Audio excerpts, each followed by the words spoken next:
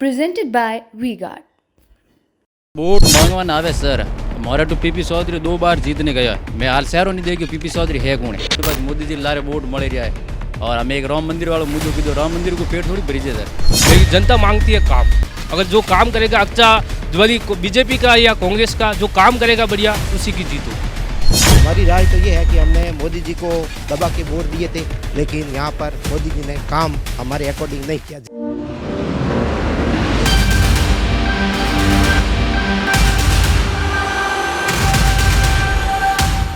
Hello नमस्कार दोस्तों, मैं हूं आकिल हुसैन और इस वक्त TV9 राजस्थान की चुनावी टीम पहुंच चुकी है पाली ज़िले में। कहा जाता है कि यहां की जनता जितना बीजेपी के साथ देती है उतना ही बीजेपी को झटका देने में भी कमी नहीं छोड़ती। 2009 में बीजेपी को यहां की जनता ने झटका दिया था, लेकिन उसके बाद से पीपी चौधरी को 2014 और 2019 में यहां से जिताकर लोकसभा में भेजा। लेकिन इस बार यहाँ पर जो टक्कर है कांग्रेस की संगीता बेनीवाल से है पीपी चौधरी की टक्कर, जो कि बड़ी कांटे की टक्कर मानी जा रही है। लेकिन ये सिर्फ हमारे कहने से कुछ नहीं हो जाता। यहाँ की जो जनता है, पाली की जनता, खासकर युवा, आज हमने उन सबको पकड़ लिया है। इनका चलता हुआ मैच हमने रोक दिया है थोड़ी देर के लिए सही, और इन सब की आज राय जानेंगे कि स्थानीय मुद्दे क्या है, बीजेपी आगे चल रही है या फिर कांग्रेस आगे चल रही है, किस तरफ की हवा है। चलिए शुरू करते हैं।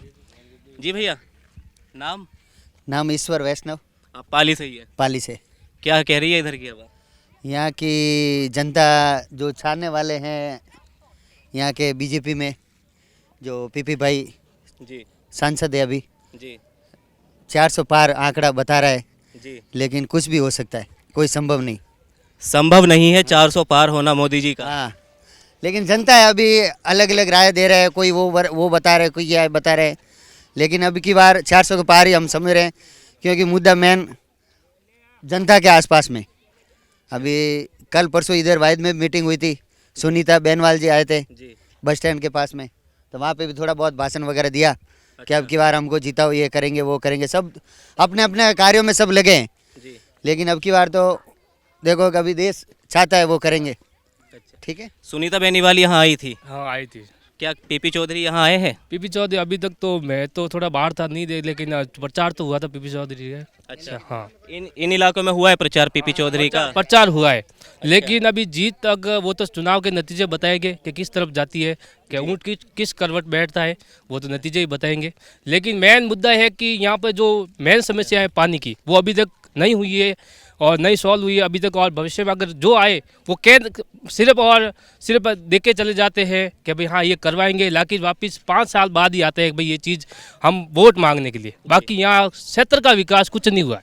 आपके जो पाली जिले के बराबर वाली लोकसभा सीट है वो है जोधपुर, जहाँ से गजेंद्र सिंह शेखावत सांसद है, केंद्रीय जल शक्ति मंत्री है, तो वो अपने पास वाले लोकसभा सीट में क्या कोई प्रभाव नहीं पड़ता उसमें? नहीं, उससे कोई प्रभाव नहीं पड़ता, लेकिन जनता मांगती है काम। अगर जो काम करेगा अच्छा वाली बीजेपी का या कांग्रेस का जो काम करेगा बढ़िया, उसी की जीत होगी। अच्छा, आपको क्या लगता है भाई साहब, बताइए ना। सुनीता दीदी के मैन है इधर। अरे यार युवा हो यार, अरे आओ भाई। डरे को यार, अरे बड़ा यार लोग बोलने में कतराते। जी भाई, आपका नाम? मेरा नाम घेवर राम है। अच्छा, आप पाली से हैं? मैं जोधपुर विधानसभा से हूँ। गजेंद्र सिंह शेखावत और करण सिंह उसियाड़ा। हाँ जी, हम वहीं से ही आ रहे हैं, अभी उन्हीं का इंटरव्यू करके आ रहे हैं। क्या आपकी क्या राय है? हमारी राय तो ये है कि हमने मोदी जी को दबा के वोट दिए थे, लेकिन यहाँ पर मोदी जी ने काम हमारे अकॉर्डिंग नहीं किया। जितने वोट दिए थे, खूब सीटें दी थी, सड़क यहाँ आप वाहिद के अंदर जाओगे तो चलने लायक नहीं है। शिक्षा के मामले के अंदर प्रॉपर टीचर नहीं है, और बाकी पानी की समस्या सबसे खतरनाक समस्या है, पीने का पानी नहीं मिलता है। और इन्होंने वादे किए थे कि हम यहाँ पर अंगूर लगाएंगे, ये लगाएंगे, पानी लेके आएंगे, नहर लेके आएंगे, लेकिन इन्होंने काम कुछ भी नहीं किया है। धरातल पर सिर्फ हिंदू मंदिर 370 के नाम पे सिर्फ क्या वोट दिया है। और अब बात वो काम, वो एक बड़ी समस्या थी, हम मानते हैं, लेकिन उस समस्या के सारे आप कितने साल तक जीतोगे भाई? उस समस्या के सारे आप कितने साल तक? 2 बार हमने वोट दे दिया। अब बात करें विकास की, बात करें शिक्षा की, बात करें एजुकेशन की और digitalization, ICT, information and technology की बात करें, क्योंकि आज का युग है, आपको पता है डिजिटल का युग है। और देखने में शिक्षा अपने हमारे ग्रामीण इलाका है, ग्रामीण इलाके के अंदर शिक्षा प्रॉपर रूप से नहीं मिल पा रही है, जैसे बच्चों का विकास प्रॉपर तरीके से नहीं हो रहा है। शरीर विकास का खेल कूद का मैदान नहीं है। अब स्कूल के अंदर आप आए हो लेकिन प्रॉपर खेल कूद का मैदान नहीं है, वॉलीबॉल की व्यवस्था नहीं है, फुटबॉल की व्यवस्था नहीं है, बच्चों को सब व्यवस्था वो नहीं हो पा रही है। ये इस वक्त जहां हम खड़े हैं वो एक सरकारी स्कूल है। ये सरकारी स्कूल है। मैं चाहूँगा कि राहुल आप प्लीज़ एक बार दिखाएं चारों तरफ के स्कूल की क्या व्यवस्था है, इतने हम बाकी बातचीत करते हैं। तो भाई कह रहे हैं कि विकास तो हुआ नहीं है और राम मंदिर और 370 जैसे सरीखे मुद्दे अब नहीं चल पाएंगे। क्या अभी भी दम है इन मुद्दों में? राम मंदिर सर को बेरोजगार लोग इधर राम मंदिर कोई मुद्दो थोड़ी है जी। बेरोजगारी है नहीं पूरी महंगाई तो आसमान छू रही है। अच्छा, तो ये मुद्दे काम नहीं कर पाएंगे बीजेपी के? नहीं सब जुमले है और क्या है। अच्छा, एक बात मुझे बताइए, भोली जनता है बेखाव में आएगी बस, अब नहीं आएगी, अब होशियार जनता है और क्या है। इस बार तो पार के नारे दे रहे ना, अब वो इसकी आएगी उनको 200 लाने में।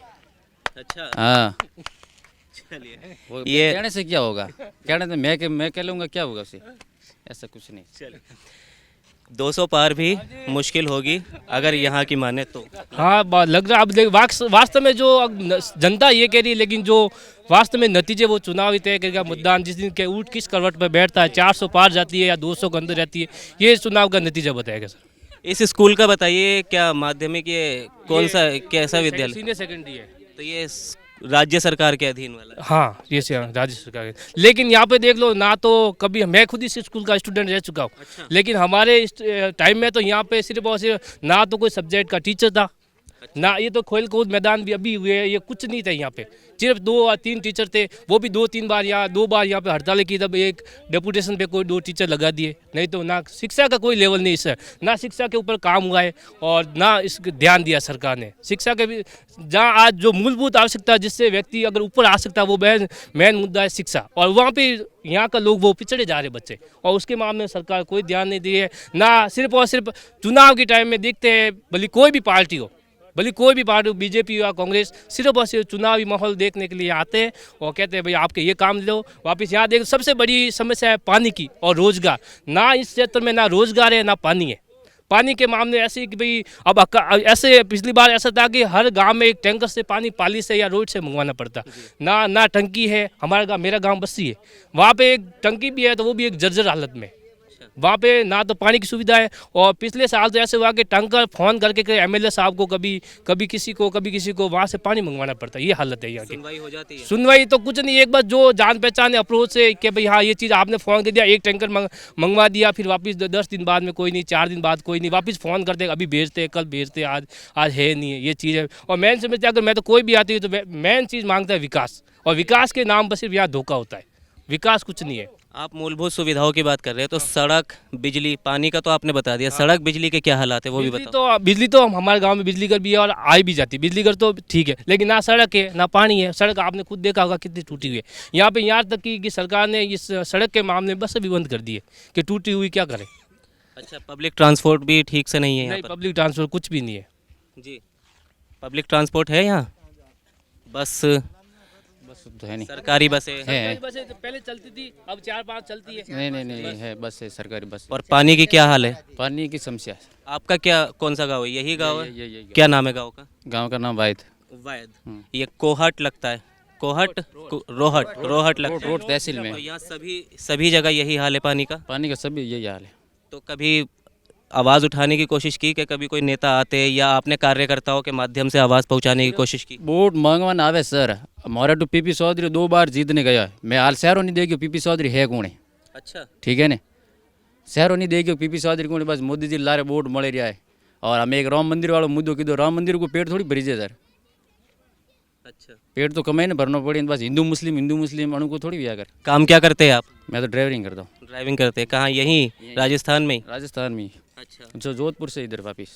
चलिए, बहुत बहुत शुक्रिया आपका। भाई आप आइए भाई।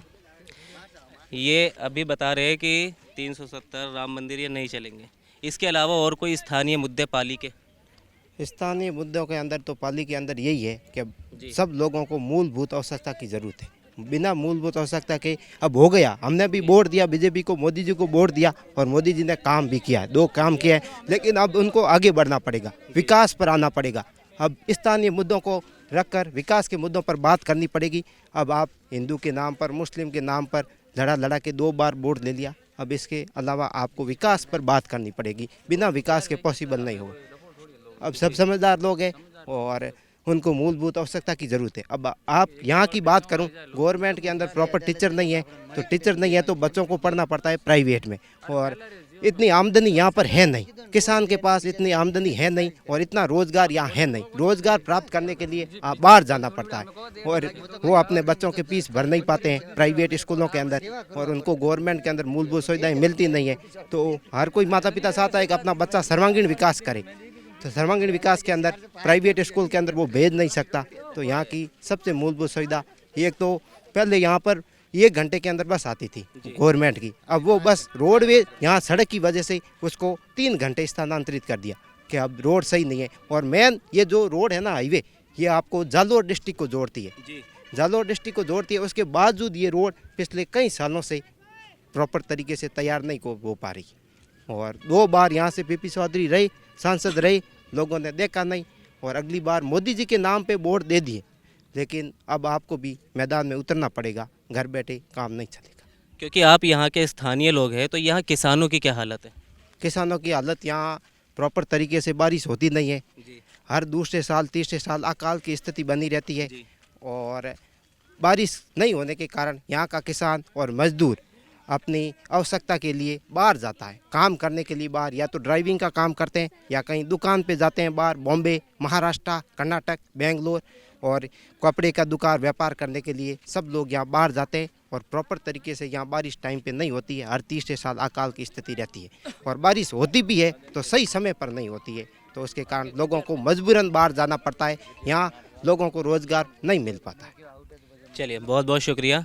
तो ये इस वक्त जो हम मौजूद है पाली ज़िले के बिल्कुल बॉर्डर पर हम मौजूद है, जहां लोगों की शिकायत है मौजूदा सांसद यानी कि बीजेपी सांसद पीपी चौधरी से कि कई लोगों ने उन्हें यहां पर देखा तक नहीं है। हालांकि कुछ लोगों ने दावा भी किया है कि वो यहां पर आए हैं प्रचार प्रसार करने के लिए बस।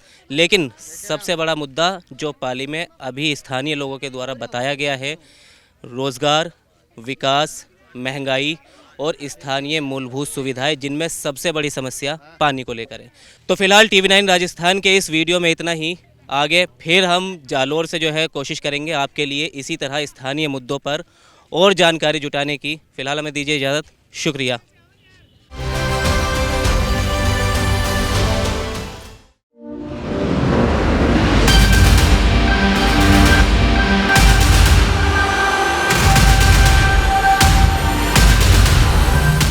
Presented by WeGuard.